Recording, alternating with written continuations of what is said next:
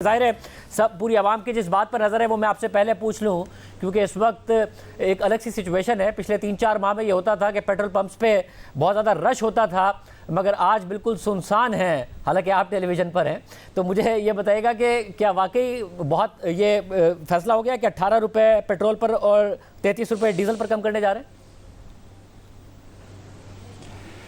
देखिए, ये फ़ैसला पाकिस्तान की सेटअप में प्राइम मिनिस्टर साहब फरमाते हैं। मैं पेट्रोलियम की समरी मेज पे आ गई है, मैं थोड़ी देर में समरी प्राइम मिनिस्टर साहब के पास भिजवा दूंगा, फिर वो जो फ़ैसला फरमाएंगे वो हो जाएगा।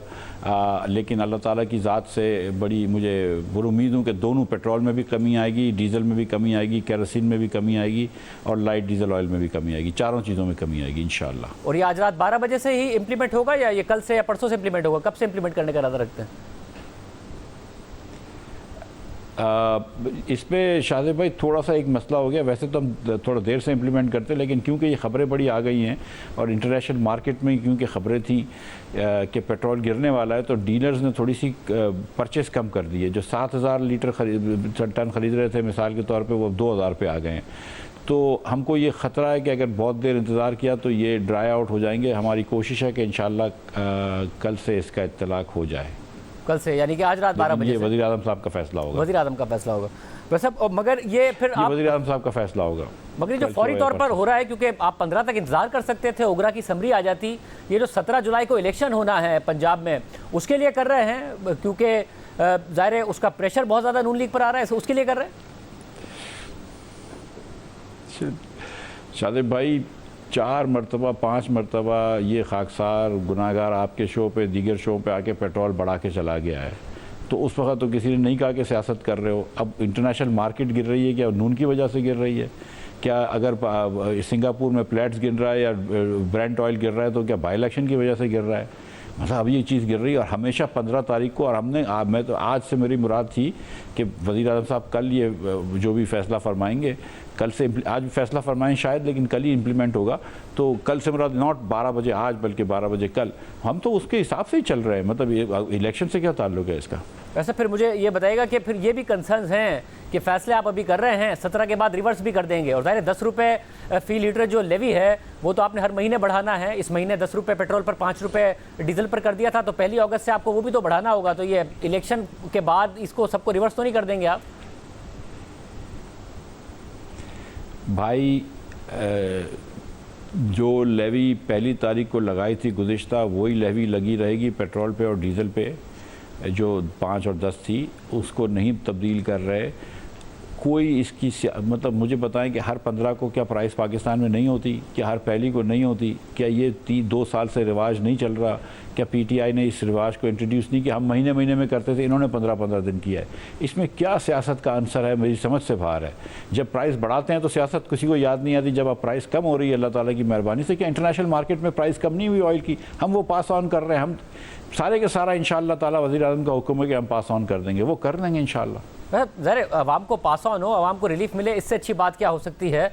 मगर मैं सवाल ये पूछ रहा हूँ कि ये टेम्प्रेरी तो नहीं है कि इंटरनेशनल मार्केट में अब जब इंटरनेशनल मार्केट में जब कीमतें मज़ीद कम होंगी तो वो भी पास ऑन होंगी, या फिर ज़ाहिर आपको IMF का प्रोग्राम भी बहाल कराना है, आप उसको भी सेटिस्फाई कर रहे होंगे, साथ साथ लेवी बढ़ाकर, सेल्स टैक्स बढ़ाकर ये कर रहे होंगे?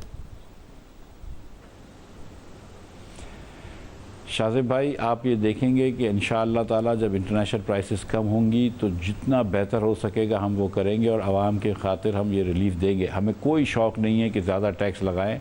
जो शौकत तरीन साहब और इमरान खान साहब स्केड्यूल दे के गए थे IMF को टैक्स लगाने का, हम उससे कम ही टैक्स लगाएंगे। ये मेरा आपसे वादा है। वैसे आपने कहा कि खुश नहीं लग रहे, कंसर्न है एक, और कंसर्न ये है कि जो पॉपुलिस्ट डिसीजन होते हैं वो मईशत को बहुत ज़्यादा नुकसान पहुंचा देते हैं, जिसका हम देख रहे हैं श्रीलंका में क्या हाल हुआ है। तो इसलिए कंसर्न ये है कि कहीं आप IMF के प्रोग्राम को एक दफ़ा फिर बाई इलेक्शन जीतने के लिए स्टेक पर तो नहीं लगा रहे। 100 यूनिट का जब हमजा शहबाज ऐलान करते हैं कि बिजली फ्री होगी, तो उससे IMF नाराज़ तो नहीं हो रहा है? अगर आप पेट्रोल डीजल की कीमतों में IMF से जो वादे कर लिए हैं, कहीं उसकी खिलाफवर्जी तो नहीं कर रहे होंगे, जिसकी वजह से IMF नाराज़ हो गया तो प्रोग्राम की बहाली तो नहीं मुतासिर हो जाएगी? ये कंसर्न है। देखिए, जो वादे मुस्लिम लीग नून करेगी, माफ़ कीजिएगा, जो वादे ये शहबाज शरीफ की हुकूमत करेगी, कोalition गवर्नमेंट करेगी, इस वादे पे हम खड़े रहेंगे। अल्लाह ताला की मेहरबानी से आप देखिएगा कि जो वादे हम करेंगे इंटरनेशनल कम्युनिटी को वो पूरे करेंगे, बशमूल IMF के। जब पेट्रोल महंगा हो रहा था तो मैं एक दिन पे मैंने 60 रुपए पेट्रोल बढ़ाए हैं, 30 रुपए बढ़ाए हैं। आज जब कीमतें में कमी आ रही है तो अल्लाह की मेहरबानी से वो भी पास ऑन हम शहबाज साहब से रिक्वेस्ट करेंगे। वो शहबाज साहब ने बल्कि हुक्म दिया था कल के जल्दी करो और समरी लेकर आओ, तो वो भी पास ऑन होगा। तो इसमें कोई वो बात नहीं है, जो हम कहेंगे वो करेंगे। हम समझते हैं इस बात को। अब श्रीलंका वाली जो बात आपने करी बड़ी अहम बात है। देखें, जब मैं आया था तो उस वक्त बड़े नाजुक मसला था पाकिस्तान के लिए। हमको बहुत सारे पैसे दुनिया भर के वापस करने थे, हमारे पास इतने रिजर्व नहीं थे। अभी भी हमारे रिजर्व बिल्डअप नहीं हो रहे। पिछले महीने $7.5 अरब से ज़्यादा हमारा एक्सपोर्ट हुआ है, 7.5 अरब से हमको इंपोर्ट हुआ है। हमको इंपोर्ट कम करना है, एनर्जी का इंपोर्ट कम करना है, हमको हमारे डॉलर के रुपए के ऊपर प्रेशर है। वो सारी चीज़ें थी। श्रीलंका ने क्या किया, जनवरी फरवरी के अंदर जब इन लोगों के पास मुश्किल आई तो उन्होंने मुश्किल फैसले नहीं करे। उन्होंने जो है वो कहा कि IMF को खैर बात कह देंगे, उन्होंने कहा हम दुनिया के पैसे नहीं देंगे। लेकिन जो मुश्किल फैसले करने थे और अपनी आवाम के ऊपर भी महंगाई लेकर आनी थी या थोड़ी सी मुश्किल करनी थी, वो नहीं की। लिहाजा आज 470 रुपए का पेट्रोल श्रीलंका में हो गया है और 3000 रुपए का ब्लैक हो रहा है और 3 दिन से कम लाइन नहीं है। आज वहाँ पे अस्पतालें बंद हो रही हैं, दवाइयाँ नहीं मिल रही। अल्लाह ताला की मेहरबानी से शहबाज शरीफ की क़यादत के अंदर हमने मुश्किल फ़ैसले लिए। आज पाकिस्तान को ऐसा कोई डर नहीं है कि यहाँ पर खुदा न खास्ता पेट्रोल की लाइनें लगी हों। यहाँ पे आज अल्लाह की मेहरबानी से लोड शेडिंग भी नहीं हो रही है, हमको पेट्रोल भी मिल रहा है, पाकिस्तान में गैस भी मिल रही है। Pakistan is functioning like a normal country that it is. वैसा और ज़ाहिर जो मसला मैं यही कह रहा था कि श्रीलंका में जब मईशत के साथ सियासत हुई तो अवाम को आर्जी रिलीफ तो मिल गया और सियासतदानों ने उस पर बहुत ज़्यादा कोशिश की सियासत भी करने की और खुशियाँ भी मना ली, बट इवेंचुअली अवाम ही पे कर रहे हैं कि वो लाइनें लगा के खड़े हुए हैं, उनको पेट्रोल नहीं मिल रहा है और जो आप कीमत बता रहे हैं उस कीमत पर जाकर मिल रहा है।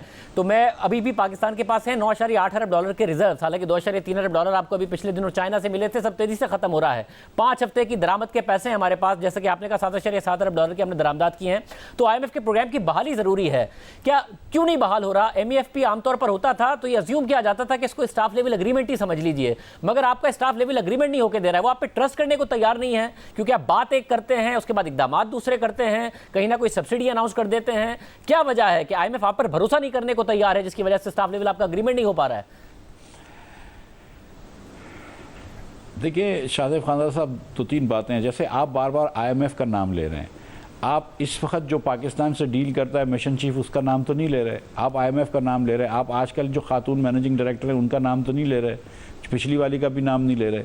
इसी तरह जब IMF भी हमसे डील करता है तो वो पाकिस्तान से डील करता है। अब अगर शौकत तरीन साहब ने वादा खिलाफ़ी करी हो, इमरान खान ने माहिदा तोड़ा, उनसे एक माहिदा करा कि मैं हर महीने 4 रुपए से बढ़ा के 30 रुपए तक टैक्स लेके जाऊंगा लेवी, मैं उसके अलावा 34 रुपए सेल्स टैक्स लगाऊंगा या 45 रुपए सेल टैक्स लगाऊंगा। अगर इमरान खान वो माहिदा तोड़ देता है, अगर कहता है कि मैं एमनेस्टी नहीं दूंगा लेकिन फिर अपने दोस्तों को एमनेस्टी दे देता है, अगर इमरान खान कहता है कि मैं बिजली में सब्सिडी नहीं दूंगा लेकिन फिर दे देते हैं, जब ये सब चीज़ें होती हैं तो वो पाकिस्तान के ऊपर भी उसका वजन पड़ता है, सिर्फ इमरान खान के ऊपर नहीं पड़ता है।